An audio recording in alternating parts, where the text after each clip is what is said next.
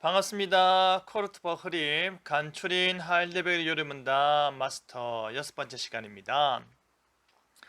오늘의 질문은 우리가 이제 율법에 대한 내용, 십계명에 대한 내용을 보고 있는데 지난주에 이제 첫 번째 돌판, 이번 주는 이제 두 번째 돌판의 6계명, 십계명의 첫 번째 돌판은 1에서 4계명, 두 번째 돌판은 5에서 10계명으로 이루어져 있는데 여기에서 하나님께서 당신에게 요구하는 것의 요약은 무엇입니까?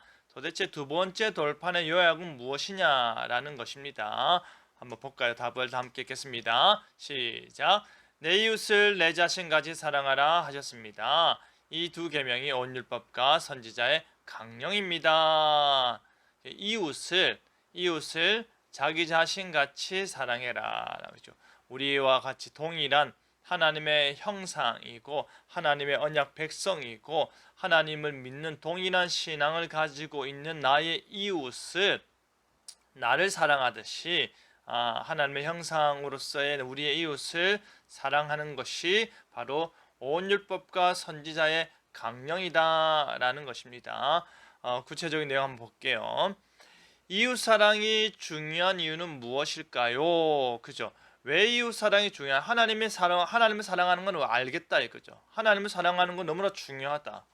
하나님 창조주고 나의 구원주고 나의 모든 것들을 공급해 주시는 유일한 복의 근원이시고 내가 하나님께 예배하는 것은 당연한 것이다라고 우리가 생각할 수 있습니다. 그런데 왜 내가 이웃 사랑을 이렇게 철저하게 마치 나 자신을 사랑하면 하기까지 나 자신을 사랑하기까지 이웃을 사랑해야 되느냐라는 질문의 첫 번째 답은요, 참된 예배 자세와 직결된다. 내가 하나님을 참으로 예배하는데 내가 하나님을 예배하는 자로서 그 나의 자세가 어떠해야 된다?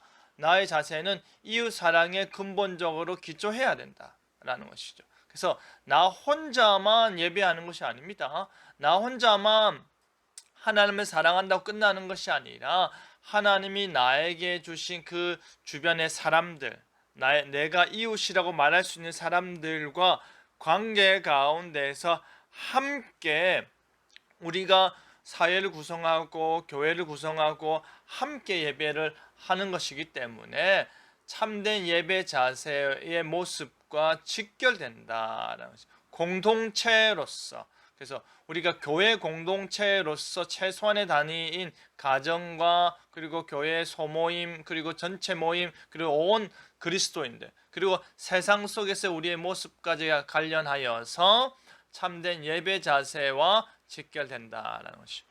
두 번째는 죄의 결과인 영원한 형벌이 부과되기 때문이다. 우리가 이웃을 사랑하지 않는다라는 것은 결국 그것 역시도 죄를 짓는 것입니다. 이웃을 사랑하지 않는다라는 것은 원수조차도 사랑해야 되는데 그렇지 않는다라는 것은 내가 그 사람을 품지 못하고 하나님과 원수된 내가 하나님께 용서함을 받고 하나님께 받아들여진 존재가 되었는데 나는 그렇게 못해, 나는 그렇게 할 수가 없어 라는 것 자체가 하나님의 사랑을 받은 자로서 그 사랑을 실천하는 모습이 아니다라는 것이죠. 그러니까 하나님의 명령, 나를 사랑하시는 분의 명령을 내가 지키지 않는다라는 것은 결국 나에게 영원한 형벌이 부과될 수밖에 없겠죠. 이건 역시 또 첫 번째로 참된 예배 자세와 직결되는 것이다 라는 것이죠.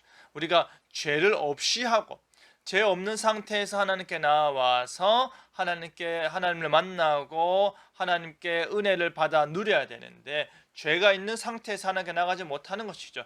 죄가 있는 상태에서는 하나님께 가까이 갈 수도 없고 하나님의 은혜가 나에게 올 수도 없게끔 모든 죄가 하나님과의 관계를 단절시켜 막아버린다는 것이죠.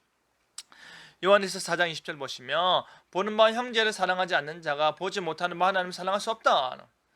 눈에 보이는 형제도 사랑하지 않는 자가, 이 형제는 하나님의 형상으로 지음받은 인간인데 그가 구원받았건 받지 않았건 간에 우리가 하나님께서 존귀 여기는 인간 자체인데 그를 사랑하지 않는 자가 어떻게 보지 못하는 하나님의 형상도 사랑하지 않는 자가 어떻게 하나님 그 자체를 사랑할 수 있느냐? 없다라는 요한의 가르침 단호하죠. 그래서 이웃 사랑은 그만큼 중요하다라는 것입니다.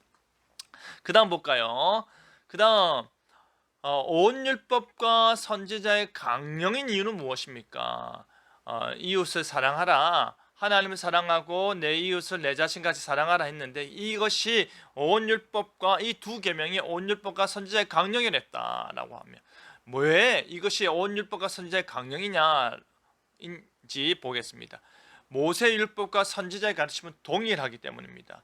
여러분, 모세가 하나님께 말씀을 받아서 이스라엘에게 율법을 전해 주었습니다. 이 율법을 지켜서 우리가 하나님이 나의 하나님 되시고 우리가 하나님의 백성인 것을 증명하자. 그리고 하나님이 원하시는 법대로 살아냄으로 말미암아 세상 사람들이 하나님이 주신 이 법을 지킴으로 말미암아 우리가 어떻게 특별한지, 우리가 무엇이 다른지, 우리가 왜 하나님의 이름이 달린 존재인지를 드러내자라는 것이죠. 그런데 이스라엘 백성들이 이 율법을 멀리하고 이 율법을 까먹기 시작하고 잊어버리기 시작할 때 선지자들이 새로운 계시의 말씀으로서 미래적인 내용들을 가르쳤지만 동시에 이 선지자들은 뭐에 근거해서 이 모세 율법에 근거해서 그 말씀에 이렇게 말했기 때문에 지금 너희가 심판을 받을 거야. 그 말씀에 이렇게 말했기 때문에 너희가 회복이 될 거야. 이 말씀에 근거하여서 하나님은 신실하기 때문에 하나님이 끝까지 이 모든 것들을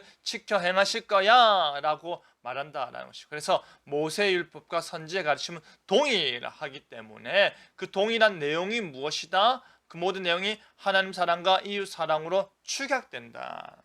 하나님을 사랑하는 모습, 그 이웃을 사랑하는 모습, 대원칙, 그 핵심적인 내용이 바로 강령이라고 한다면 큰 줄기, 모든 율법과 선지자의 가르침의 큰 줄기는 바로 하나님 사랑과 이웃 사랑으로 축약되는데 그것이 바로 세부적인 내용들은 하나님을 어떻게 사랑할 것인가, 이웃을 얼마나 사랑할 것인가, 하나님은 누구신가, 이웃은 누구인가, 나는 어떠한 이웃이 되어야 되는가의 내용으로 주어지기 때문에 이것이 이 두 계명이 율법과 선지자의 강령이다라는 것이죠.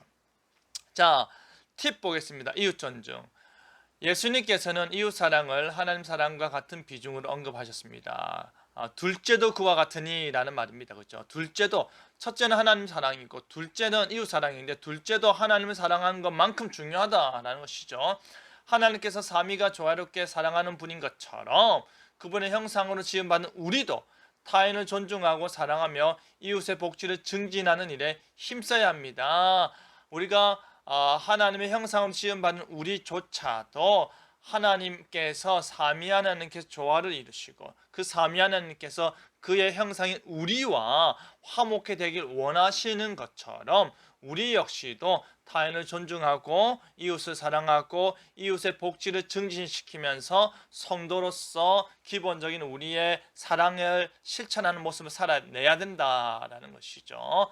나의 고백 다 함께 읽겠습니다. 나는 이웃을 존중합니다. 이웃을 존중하는 것. 이웃을 인정해주고 그 사람을 무시하지 아니하고 그 사람에게 우리가 선한 말, 아름다운 말을 전하고 그리스도의 복음과 빛과 소금의 역할을 감당함으로 말미암아 그 사람을 존중함으로 말미암아 우리가 하나님을 사랑하는 것처럼 이웃을 사랑을 실천함으로 말미암아 하나님이 영광받고 하나님이 드러나는 그런 삶 사시길 바랍니다.